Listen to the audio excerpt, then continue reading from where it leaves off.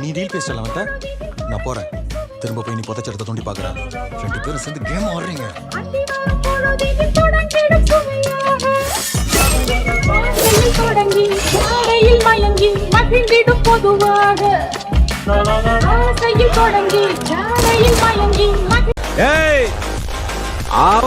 அந்தந்த இடத்துல அப்படியே நிக்கணும். 2 படம் விழுந்த வீட்டுல 3வது படம் ஆகணும்னு நினைக்கிறவா மட்டும் முன்னாலே வாடா. நல்லது. செத்தவங்களுக்கு மரியாதையா சடுங்க பண்ணிட்டு பணத்தோட சேர்ந்து நீயும் உங்க ஆட்டுக்கு ஊரை விட்டு கிளம்பிட்டே இருங்க. பஞ்சாயத்து பண்ண நினைச்சேன்.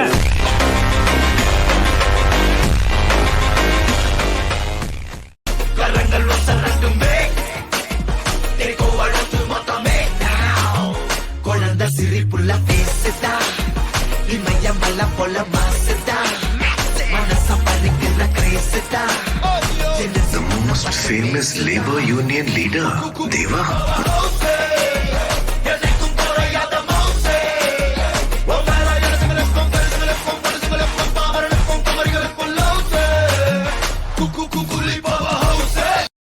இந்த எக்ஸ்ட்ராங்கிற வார்த்தை வந்து அது ஒரு மந்திரங்க. அந்த எக்ஸ்ட்ராங்கிறத நம்ம கரெக்டாக நம்ம வந்து பயன்படுத்தினா வாழ்க்கையில் ரொம்ப நல்லா இருக்கும். ரொம்ப சிம்பிள். எக்ஸ்ட்ரா பேசக்கூடாது, எக்ஸ்ட்ரா சாப்பிடக்கூடாது, எக்ஸ்ட்ரா தூங்கக்கூடாது, எக்ஸ்ட்ரா புகழக்கூடாது, எக்ஸ்ட்ரா திட்டக்கூடாது, எக்ஸ்ட்ரா அட்வைஸ் பண்ண. 3 கோடி மதிப்புள்ள சொத்தை 12 கோடி கொடுத்து வாங்கின புத்திசாலியை நீ பாத்திருக்கியா? நீ நான் இன்னைக்கு தான் பார்த்தேன். ஏதோ பேச கணக்குன்னு பேசுறாங்க. இந்த அண்ணாமலை கணக்கு கொஞ்சம் கேட்கட்டும். ஆம்பளைங்க போடுறது இன்றைய கணக்கு, பொம்பளைங்க போடுறது நாளைய கணக்கு, பையனுங்க போடுறது மனக்கணக்கு, பொண்ணுங்க போடுறது திருமண கணக்கு, ஏழை போடுறது 4 கணக்கு, பணக்கார போடுறது பண கணக்கு, அரசியல்வாதி போடுறது ஓட்டு கணக்கு, ஜனங்க போடுறது நம்பிக்கை கணக்கு, மனுஷன் போடுறது தப்பு கணக்கு, ஆண்டவன் போடுறது பாவ கணக்கு.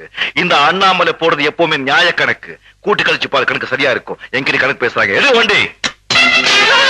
என்னதான் கெட்டதா இருந்தாலும் பொண்டாட்டிக்கு நீ ஹீரோ, உன் பிள்ளைக்கு நீ சூப்பர் ஹீரோ. உன்னை கைப்பிடிச்ச வந்தவளுக்கு நீதான் உலகம். உன் விரல் பிடிச்சு நடக்கிற குழந்தைக்கு நீ காற்றுதான் உலகம். அந்த உலகத்துல நீதாயா வசந்தம். கர்மண்யே வாதிகாரஸ்தே மா பலேஷு கதாச்சன மா கர்மபல ஹேதுர்பூ மாதே சங்கஸ்து அகர்மாணி. இதையே தமிழ்ல சொல்றோம். கடமையை செய், பலனை எதிர்பார்க்காத. அதை கடவுள்கிட்ட விட்டுடணும்னு. சார், பலனை எதிர்பார்க்காம கடமை மட்டும் எப்படி சார் செய்ய முடியும்? ஒரு மாணவனா இருந்து உன்னுடைய கடமை என்ன? கஷ்டப்பட்டு படிக்கணும், ஒழுங்கா பரீட்சை எழுதணும். அதுதான் உன்னுடைய கடமை.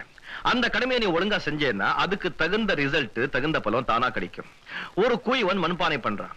மண்பானை பண்ணும் போதே இது எவ்வளவு விலைக்கு விற்கலான்னு கணக்கு போட்டு பண்ணா அது ஒழுங்கா வராது. அதை விட்டுட்டு அந்த மண்பானை நல்லா ஒழுங்கா பண்ணான்னா அதுக்கு தகுந்த பலன் தானா கிடைக்கும். இதத்தான் ஸ்ரீகிருஷ்ண பரமாத்மர் பகவத்கீதையில சொல்லியிருக்காரு. கர்மண்யே வாதிகாரஸ்தே மா பலேஷு கதாச்சன. கடமையை செய், பலனை எதிர்பார்க்காத. அந்த பலனை கொடுக்க நான் இருக்கேன்னு. ஏன் சார், நம்ம நாடு முன்னேறுங்கிற நம்பிக்கை உங்களுக்கு இருக்கா சார்? ஏன் இப்பதான் படிச்ச இளைஞர்கள் எல்லாம் அரசியலுக்கு வந்துட்டு இருக்காங்க.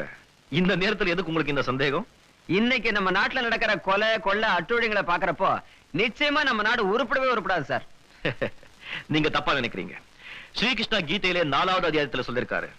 யதா யதா ஹி தர்மஸ்ய க்ளானிர் பவதி பாரத அப்யுத்தனாம் அதர்மஸ்ய ததாத்மானாம் சுஜம்யஹம் பரித்ராணாய சாதுனாம் விநாசாய ச துஷ்கிருதாம் தர்ம சம்ஸ்தாபனார்த்தாய சம்பவாமி யுகே யுகேன்.